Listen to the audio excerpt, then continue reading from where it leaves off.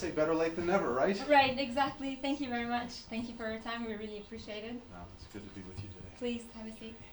Yeah. Which, this one? Yeah. Very good.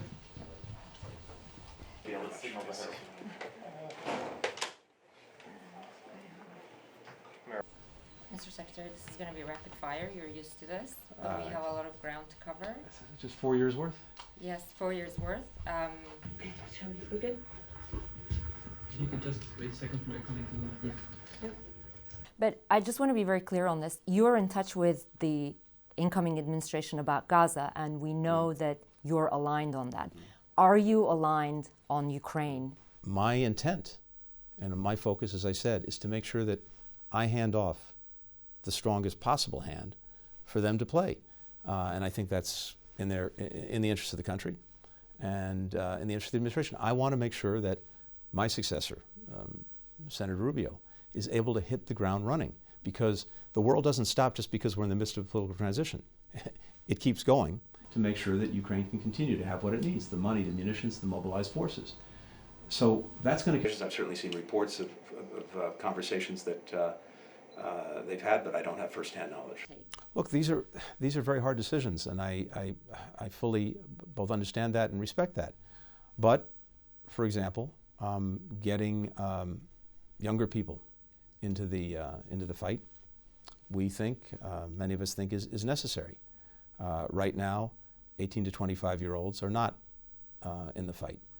And making sure that people are there, not just the weapons, not just the munitions, not just the money, but mobilized forces, is also essential to success. Over the weekend, there were talks in Cairo about this ceasefire. What can you tell us about the U.S. involvement? What's next? Is there going to be any, yourself or other U.S. officials traveling to the region?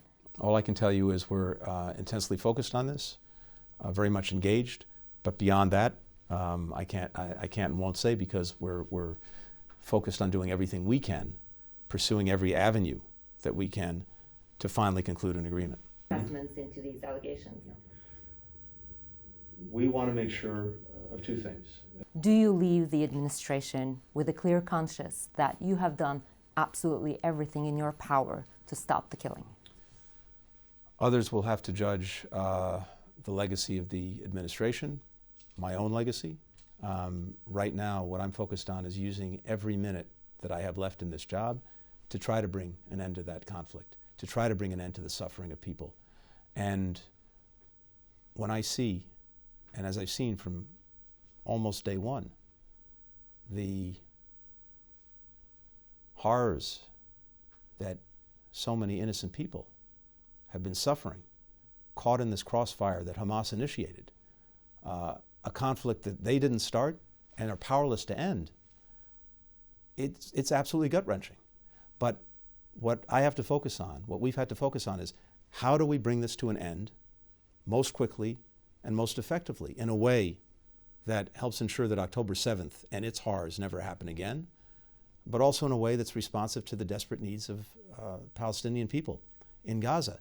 That's my entire focus. There will be time, maybe a lot of time, after the end of this administration, for people to judge what we did, whether we did right, whether we did wrong, whether we could have done better, whether we could have done differently. I don't have time to do that now. My time is focused on trying, with every minute that we have, to get the hostages home, to end this conflict, and to put Gaza on a better path. Mr. Secretary, thank you very much for being with us today. Thank you. Thank you very much for your time. Thanks. Or whoever the other secretary after him. Yeah. Thank you very much. Thanks. And who knows, maybe there'll be one last trip at the very end. You never know.